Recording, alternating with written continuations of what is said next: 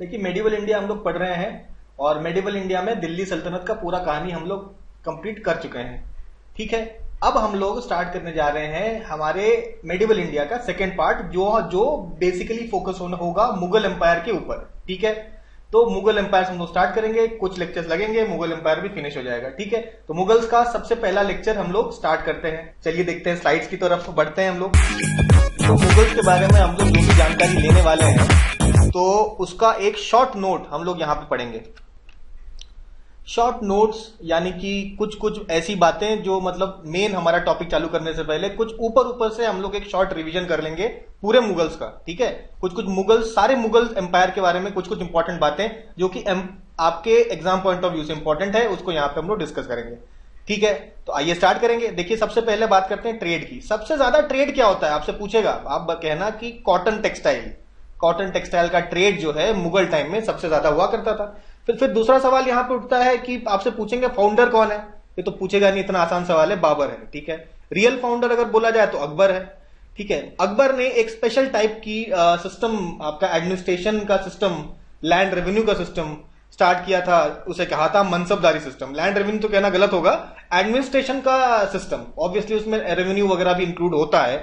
तो मनसबदारी सिस्टम किसने स्टार्ट किया था? अकबर ने स्टार्ट किया था। ठीक है, यहां पे एक सवाल आपसे पूछेगा, अगर मान लीजिए जैसे कि आप अपना रिज्यूमे डालते हैं ना जॉब के लिए, तो अगर आपका रिज्यूमे आपको डालना हो, आपको मनसबदार बनना हो, ठीक है, और आप अप्लाई करना चाहते हैं उस जॉब के लिए, ठीक है, तो आपको एक एप्लीकेशन देना पड़ता था, उसका नाम था तजवीज। ठीक है, तजवीज उस एप्लीकेशन को बोलते थे। ठीक है, दूसरा सवाल है ये है कि आपका मदर लैंग्वेज, इनका मदर लैंग्वेज क्या था मुगल्स का, और ऑफिशियल लैंग्वेज क्या था। जैसे भाई लेटस से कोई अगर बंगाल में है तो उसका जैसे मदर टंग होगा बंगाली। ठीक है, लेकिन स्कूल में उसने एडमिशन लिया किसी इंग्लिश मीडियम स्कूल में, तो इंग्लिश मीडियम में स्कूल में आप जाएंगे तो उसका ऑफिशियल लैंग्वेज स्कूल का क्या होगा? इंग्लिश।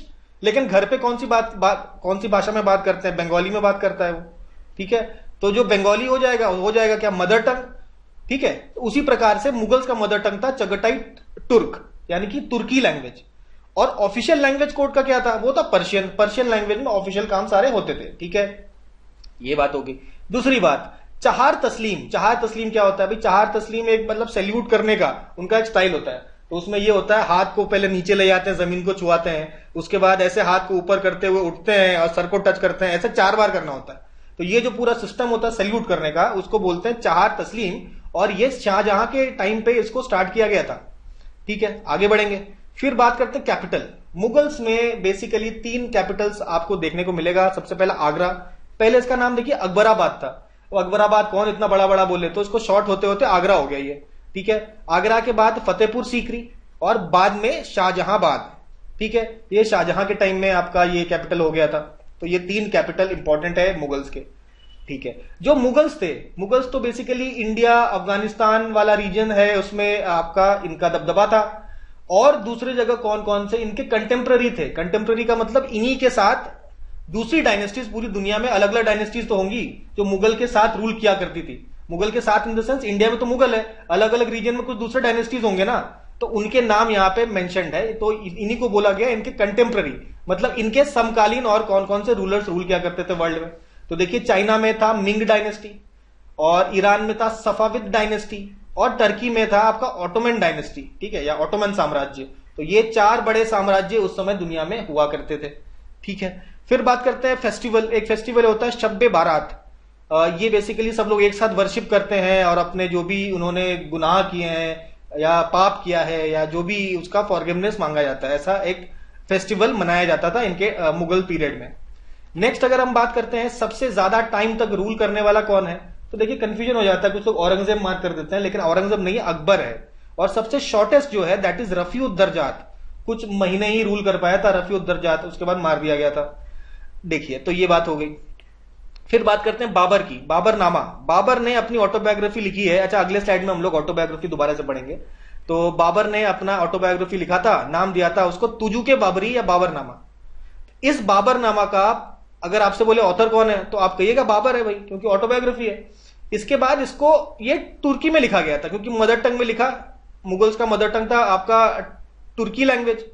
तो अब इसको पर्शियन में ट्रांसलेट करवाने का काम मिला था अब्दुल रहीम खाने खाना को अकबर के टाइम पे। तो उसने बाबरनामा को ट्रांसलेट कर दिया था। तो ये बात हुई थी, ठीक है। लेकिन ओरिजिनल बाबरनामा जो लिखा हुआ है वो 1530 एडी में लिखा हुआ है भाई बाबर। अब यहां पे एक और सवाल पूछा गया है कि कौन कौन से मुगल एम्परर है जिनकी जो मदर हैं वो हिंदू मदर हैं, ठीक है, उनकी मदर हिंदू हैं। तो इसमें देखिए दो तो आपके हैं प्रोमिनेंट एम्परर मुगल टाइम के, और आपके लेटर मुगल्स में आपके तीन यहां पे आप देख सकते हैं, ठीक है। तो जहांगीर और शाहजहां हो गए मेन, ठीक है। उसके बाद लेटर मुगल्स में बहादुर शाह 1, बहादुर शाह 2 और आलम शाह। आई होप ये तो याद रहेगा। आगे बढ़ेंगे, आगे बढ़ते हैं तो हम बात करते हैं ऑटोबायोग्राफीज की। भाई स्टोरीज, कहानियां, मतलब बायोग्राफीज, राजाओं की बायोग्राफीज होती है, ठीक है। बड़े बड़े लोग बायोग्राफी लिखते हैं अपना। तो यहाँ पे मुझे मुगल एम्परर्स की बायोग्राफी के बारे में यहाँ पे चर्चा करना जरूरी है, काफी इंपॉर्टेंट भी है। ये क्वेश्चन आया तो गलत तो कर नहीं सकते। पहला हमने तो ऑलरेडी देख लिया 1530 में बाबरनामा लिख के गया या तुजूके बाबरी लिख के गया। तो बाबर के बाद आता है हुमायूं। हुमायूं के लाइफ में इतना प्रॉब्लम था कि उसके टाइम पे बायोग्राफी कौन लिखेगा हुमायूं का, तो हुमायूं के टाइम पे कोई बायोग्राफी लिखी नहीं गई। फिर आया अकबर के टाइम। अकबर ने कहा देखिए अब हम लोग हमारे पिताजी दादाजी सबका ऑटोबायोग्राफी लिखेंगे। तो सबसे पहला काम अकबर ने बोला किसको, आपके अब्दुल रहीम खाने खानों को बोला कि बाबर का बायोग्राफी लिख दो, बाबरनामा। ऑलरेडी बाबरनामा लिख के गए हैं हमारे दादाजी, इसको आप बस पर्शियन में ट्रांसलेट कर दो तो ताकि लोगों को समझ में आए। तो ये काम दे दिया अब्दुल रहीम खाने खाना को। फिर उनको कहा कि भाई हमारे पिताजी की बायोग्राफी कौन लिखेगा, तो उनके पिताजी की बायोग्राफी लिखने का काम एक्चुअली उनकी क्या कहते हैं, ये बुआ लगती है, अकबर की बुआ गुलबदन बेगम, हुमायूं की बहन और बाबर की बेटी। तो गुलबदन बेगम को काम ये दिया गया कि भाई आप एक काम करिए, हुमायूं की आप बायोग्राफी लिखिए। तो हुमायूं ने अपनी बायोग्राफी खुद नहीं लिखी है, और हुमायूं नामा जो है वो लिखा था किसने, गुलबदन बेगम ने, जो हुमायूं की सिस्टर थी, ठीक है, अकबर की बुआ थी, बाबर की बेटी थी, जैसा कि हमने बताया। चलिए अब पिताजी का और क्या कहते हैं दादाजी का बायोग्राफी हो गया। अब अकबर ने कहा कि भाई हमारी बायोग्राफी कौन लिखेगा, तो ये काम अकबर ने दिया अबुल फजल को। अबुल फजल ने लिखा अकबरनामा, ठीक है। 1589 टू 1602 की पूरी जो कहानी है, बायोग्राफी है किसकी, अकबर की, ये अबुल फजल ने लिखी है। फिर बात करते हैं हम लोग जहांगीरनामा की। अब जहांगीर ने कहा कि भाई अकबर के बाद जहांगीर आया, जहांगीर ने कहा हम भी अपना बायोग्राफी खुद लिखेंगे, तो जहांगीरनामा भी जहांगीर ने लिखी है, ठीक है। 1605 से 1622 जैसे जैसे काम बढ़ता गया आगे वैसे वैसे वो लिखता चला गया बायोग्राफी, तो इतने लंबे समय में लिखा गया। सिमिलरली ये भी इतने लंबे समय में लिखा गया। लेकिन गुलबदन ठीक है, लेकिन अभी ट्रांसलेशन करने में एक ही साल लगा ना। 1589 में अब्दुल रहीम खाने खाना बैठे, एक साल में पूरा ट्रांसलेट कर दिया। वही सेम गुलबदन बेगम ने भी 1587 को पूरा ट्रांसलेट ना, पूरा जो भी हुमायूं नामा है लिख दिया, क्योंकि ये स्टोरी तो उनको मालूम थी। लेकिन अकबर के टाइम पे अकबरनामा लिखा गया ना, तो भाई टाइम लगेगा लिखने में, ठीक है। ऐसा तो नहीं टाइम मशीन में चले जाएंगे, पता चल जाएगा आगे क्या किया अकबर ने। तो जैसे जैसे होता चला जाएगा वैसे वैसे बनती चली जाएगी बायोग्राफी। तो देखिए इसलिए इसमें रेंज ऑफ आपके डेट्स हैं 1589 टू 1602 या 1605 टू 1622। फिर आते हैं नेक्स्ट। अब यहां पे दो जो है राइटर, या हम लोग भूल जाते हैं, यहां पे याद रखिए बादशाह नामा या पादशाह नामा, ये शाहजहां की बायोग्राफी है। किसने लिखी, अब्दुल हमीद लाहौरी ने। शाहजहां के बाद आपका शाहजहां का बायोग्राफी, लेकिन third decade of Shahjahan reign, यानी कि स्टार्टिंग वाला पोर्शन नहीं, एंड वाला पोर्शन, वो लिखा था मोहम्मद वारिस ने। तो मोहम्मद वारिस ने एंड पार्ट ऑफ शाहजहां का जो रूल था उसके बारे में मेंशन किया था। और बादशाह नामा जो कि शाहजहां की बायोग्राफी थी वो अब्दुल हमीद लाहौरी ने लिखी है, ठीक है।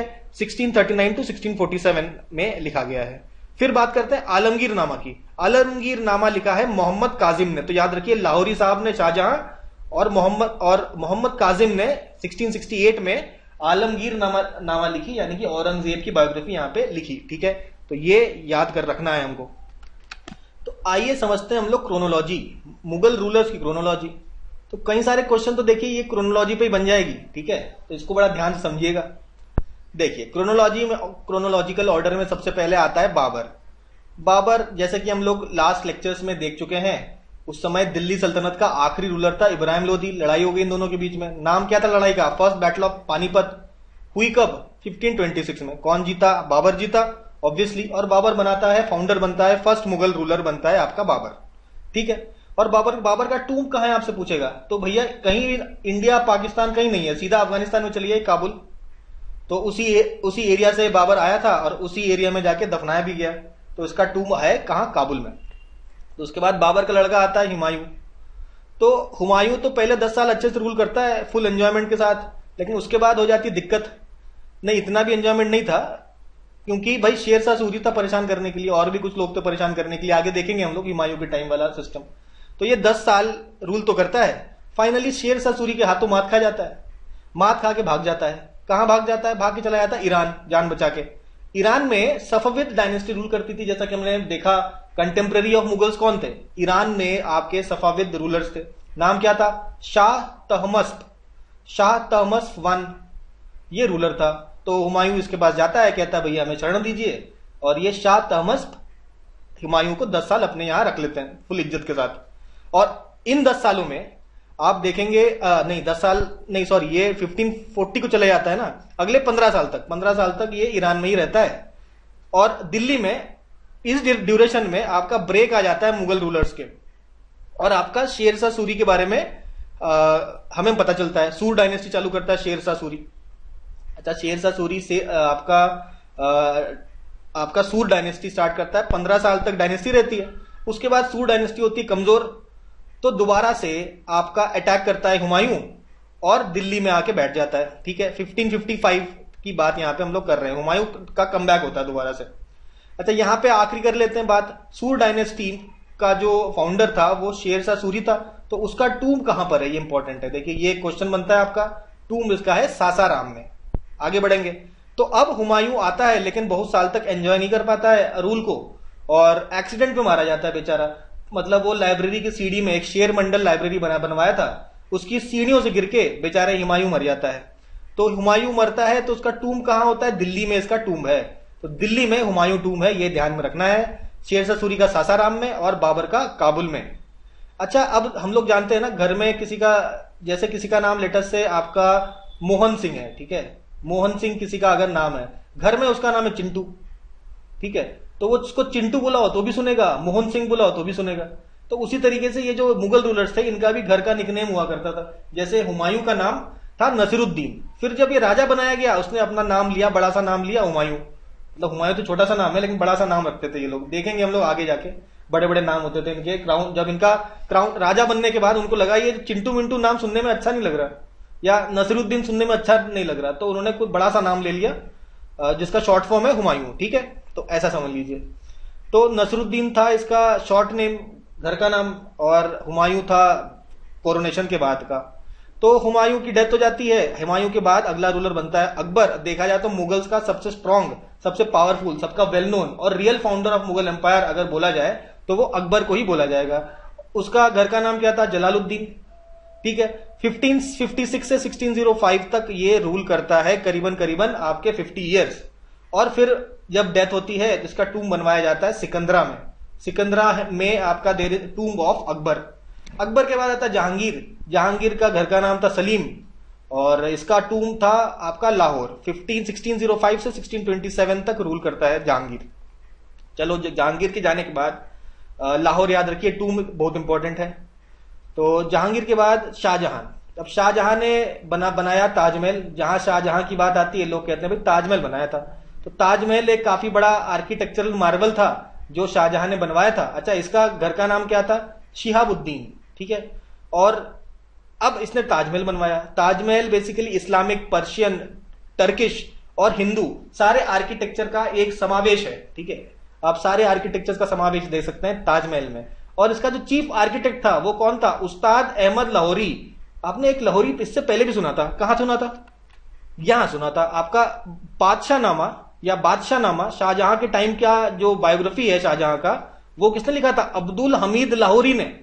ठीक है, ये लाहौरी अलग है, और दूसरा जो लाहौरी है वो आपका उस्ताद अहमद लाहौरी है, जिसने ताजमहल बनवाया था। बेसिकली आर्किटेक्ट था ताजमहल का उस्ताद अहमद लाहौरी।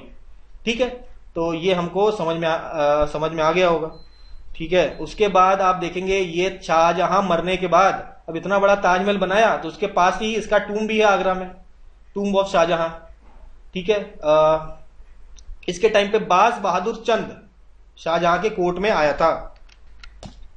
ये जो बाज बहादुर था बेसिकली कुमाऊं का रूलर था, ये मिलने आया था शाहजहां से। ठीक है, शाहजहां के बाद बेसिकली 1628 टू 1658 शाहजहां मरा नहीं था। इससे पहले ही औरंगजेब ने गद्दी हत्या ली थी। ठीक है, और शाहजहां को क्या कहते हैं, हाउस अरेस्ट में रख दिया था। तो 1658 से 1707 तक अगर हम देखा जाए तो आपका रूल होता है औरंगजेब का। तो इसका जो टूम है, औरंगजेब का घर का नाम है मुहियुद्दीन, शाहजहां का शिहाबुद्दीन, औरंगजेब का मुहियुद्दीन। टूम कहां पे? दौलताबाद में। ठीक है, तो ये सारे टूम्स भी याद रखने हैं। ठीक है, तो इस यहां तक जो मुगल डायनेस्टी थी काफी ज्यादा स्ट्रांग थी, पावरफुल थी। ठीक है, लेकिन इसके बाद यानी कि औरंगजेब के मरने के बाद पावर इसका थोड़ा सा डिक्लाइन करता है, मतलब काफी हद तक डिक्लाइन करता है, इसके बाद बहुत तेजी से डिक्लाइन करता है। ठीक है, तो ये जो औरंगजेब के बाद जितने भी मुगल रूलर्स आए हैं उनको हम लोगों ने बोला लेटर मुगल्स। लेटर मुगल्स के बारे में भी कुछ हम लोग चर्चा कर लेते हैं। लेटर मुगल्स में सबसे पहला नाम आता है बहादुर शाह फर्स्ट, उसके बाद जहंदर शाह, उसके बाद फरूख सियार। ठीक है, बहादुर शाह, जहंदर शाह और फरूख सियार 1707 से 1712 5 साल। फिर आपका 1712 टू 1713 बेचारा 1 साल ही रूल कर पाया। उसके बाद 1713 टू 1719 फिर आप देखिए 6 साल। ऐसे 5-6 साल तक इनका ऐसे रूल बनता है। फरूख सियार के बाद दो बहुत ही कमजोर रूलर आते हैं, रफीउद्दर्जात और रफीउद्दौला। ठीक है, अब सबसे छोटा रूल होता है रफीउद्दौला का, बेचारा फरवरी में आया, फरवरी एंड में और जून की स्टार्टिंग में। देखा जाए तो 3 महीने से 1-2 दिन ज्यादा और होगा इसका रूल। ठीक है, और रफीउद्दौला का 3 महीने से थोड़ा ज्यादा ही था, मतलब 3 महीने कुछ और ज्यादा दिन। तो देखा जाए इन दोनों कंपेयर किया जाए तो सबसे छोटा जो रूल का टाइम है वो रफीउद्दर्जात है।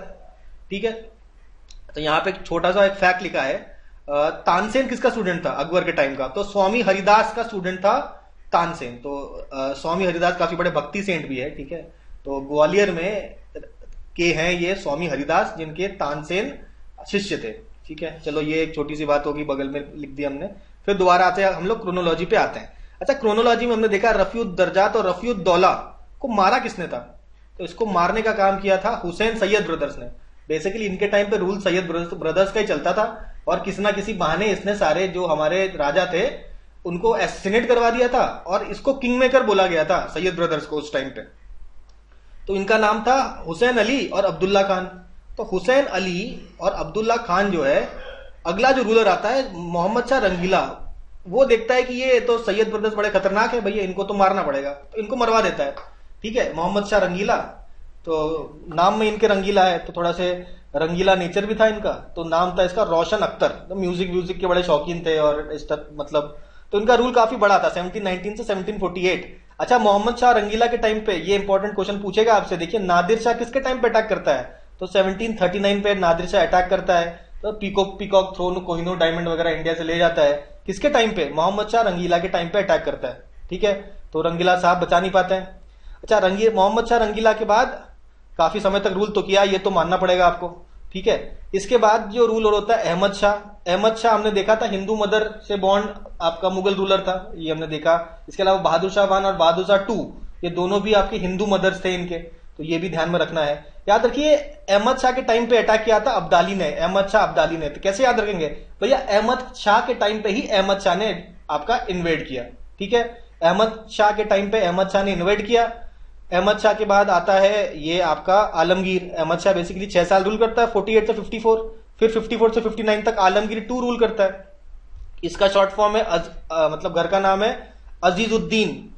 ठीक है, अच्छा, तो ये आलमगीर के बाद आता है शाह आलम। तो शाह आलम देखने में तो लग रहा है कि काफी समय तक रूल किया, 1759 से 1806 एडी तक, लेकिन इसके जो रूल में ज्यादा पावर नहीं था, एक तरीके से पपेट था। 1765 में इसने दीवानी राइट्स ऑफ बंगाल और दे दी थी किसको? ईस्ट इंडिया कंपनी को। और इसके टाइम पे बहुत बड़ा थ्रेट हुआ करते थे मराठास। ठीक है, लेकिन मराठास का पावर कम हो गया था। अहमद शाह अब्दाली ने मराठाओं को हरा दिया था 1761 में, थर्ड बैटल ऑफ पानीपत में हरा दिया था। तो यहाँ पे मराठास का पावर भी यहाँ पे कम हो जाता है। तो लेकिन ये ऐसे पपेट रूलर बन के 1606 तक आराम से रूल करता है। ठीक है, इसके बाद आता है अकबर 2, ये भी सब पपेट रूलर्स ही हैं। 1806 से 1839 एडी तक अकबर 2 रूल करता है। अच्छा, यहाँ पे एक सवाल यहाँ पे मैंने मेंशन नहीं किया है, राजा राम मोहन रॉय को राजा की उपाधि किसने दी थी? तो ये अकबर 2 ने दी थी, ये याद रखिए, क्वेश्चन इंपॉर्टेंट हो गया है।